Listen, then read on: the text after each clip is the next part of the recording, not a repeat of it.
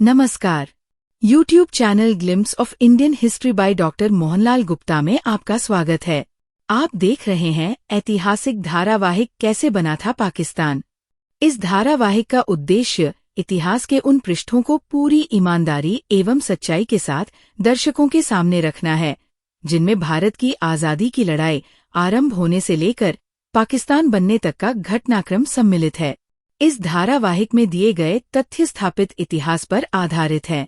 अब तक आप इस धारावाहिक की 22 कड़ियां देख चुके हैं। प्रस्तुत है 23वीं कड़ी। कांग्रेस की स्थापना ब्रिटिश सरकार की गुप्त योजना का अंग थी। लाला लाजपत राय ने लिखा है, भारतीय राष्ट्रीय कांग्रेस की स्थापना का प्रमुख उद्देश्य अंग्रेजी साम्राज्य को खतरे से बचाना था।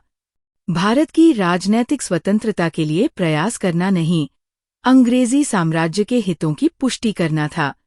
सर विलियम वेडरबर्न का मत है, भारत में असंतोष की बढ़ती हुई शक्तियों से बचने के लिए एक सेफ्टी वाल्व अर्थात रक्षा अवरोधक की आवश्यकता है और कांग्रेस से बढ़कर अन्य कोई सेफ्टी वाल्व नहीं हो सकता। भारत की गोरी सरकार के व्यवहार से भी तथ्य की पुष्टि होती है कि कांग्रेस की स्थापना ब्रिटिश साम्राज्य की रक्षा के लिए की गई थी। प्रारंभिक अधिवेशनों में कांग्रेस प्रतिनिधियों को गवर्नरों द्वारा गार्डन पार्टियां दी गई और अधिवेशन की व्यवस्था में पूरा सहयोग दिया गया। जब ऐसे लोग, जिन्हें ब्रिटिश शासक नहीं चाहते थे, कांग्रेस में घुस आए और कांग्रेस ने ब्रिटिश शासकों की इच्छा के विरुद्ध अलग मार्ग पकड़ लिया, तब लॉर्ड डफरिन और ब्रिटिश शासक कांग्रेस के विरुद्ध हो गए और उसको समाप्त करने का प्रयास करने लगे। इस काल में कांग्रेस ब्रिटिश सरकार की आलोचना भी करने लगी थी। सरकार के इस आचरण से स्पष्ट है कि अंग्रेज कांग्रेस की स्थापना अंग्रेजी साम्राज्य के सुरक्षा कवच के रूप में करना चाहते थे। रजनी पाम दत्त ने लिखा है, कांग्रेस की स्थापना ब्रिटिश सरकार की पूर्वनिश्चित गुप्त योजना का अंग थी। ये गुप्त योजना क्या थी, इसके संबंध में रजनी पाम दत्त ने कोई खुलासा नहीं किया है। कुछ विद्वानों का मत है कि कांग्रेस की स्थापना केवल ब्रिटिश साम्राज्य की रक्षा के उद्देश्य से नहीं की गई थी। इसके जन्मदाता इसे केवल सरकार समर्थित संस्था बनाना नहीं चाहते थे। इस विचार के पक्ष में कई तर्क दिए जाते हैं। 1. ये सही है कि कांग्रेस के संस्थापकों में से कुछ का उद्देश्य ब्रिटिश साम्राज्य की रक्षा करना था, परंतु उनका उद्देश्य राष्ट्रीय चेतना को दबाना नहीं था। वे सरकार विरोधी असंतोष को हिंसक रास्ते पर जाने से रोककर वैधानिक मार्ग की ओर मोड़ना चाहते थे। स्वयं वेडरबर्न ने कहा था कि कांग्रेस की भूमिका इंग्लैंड के विरोधी दल के समान होनी चाहिए। वायसराय डफरिन भी ऐसा ही चाहते थे। 2. सामान्यतः ये कहा जाता है कि ह्यूम एक भूतपूर्व अंग्रेज अधिकारी थे और वे ऐसी किसी संस्था की स्थापना क्यों करते जो ब्रिटिश साम्राज्य विरोधी हो।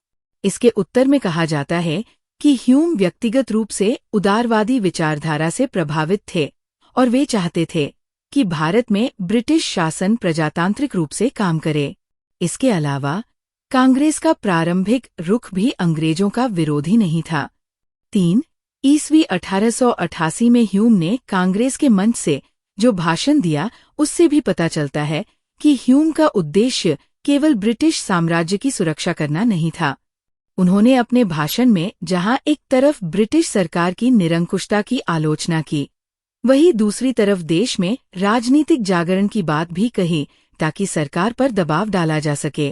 अपने भाषण में ह्यूम ने कहा था, हमारे शिक्षित भारतीयों ने अलग अलग रूप में, हमारे अखबारों ने व्यापक रूप में तथा हमारी राष्ट्रीय महासभा के समस्त प्रतिनिधियों ने एक स्वर से सरकार को समझाने की चेष्टा की है, किंतु सरकार ने, जैसा कि प्रत्येक स्वेच्छाचारी सरकार का रवैया होता है, समझने से इनकार कर दिया है।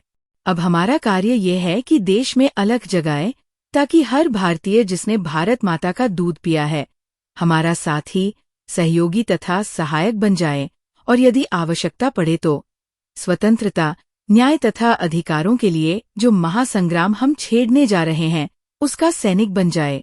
4. कांग्रेस की स्थापना केवल ह्यूम ने नहीं की थी।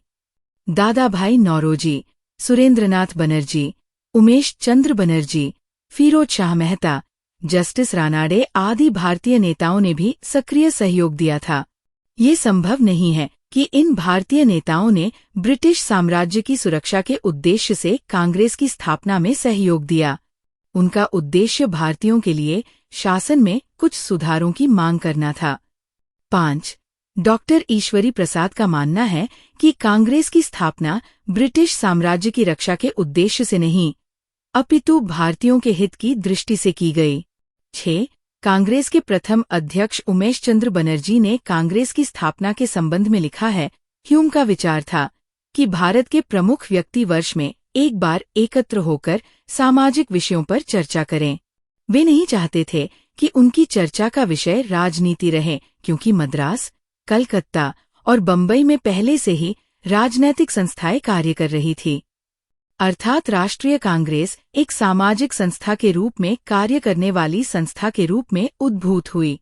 विभिन्न इतिहासकार भले ही कुछ भी क्यों न कहें, कड़वी सच्चाई यही है कि अंग्रेजों ने कांग्रेस की स्थापना भारत में अंग्रेजी शासन के सुरक्षा कवच के रूप में की थी। कृपया इस चैनल को लाइक, सब्सक्राइब एवं शेयर करें। अगली कड़ी में देखिए, अंग्रेजी शासन पर कोई प्रभाव नहीं डाल सकी कांग्रेस। धन्यवाद। जय हिंद।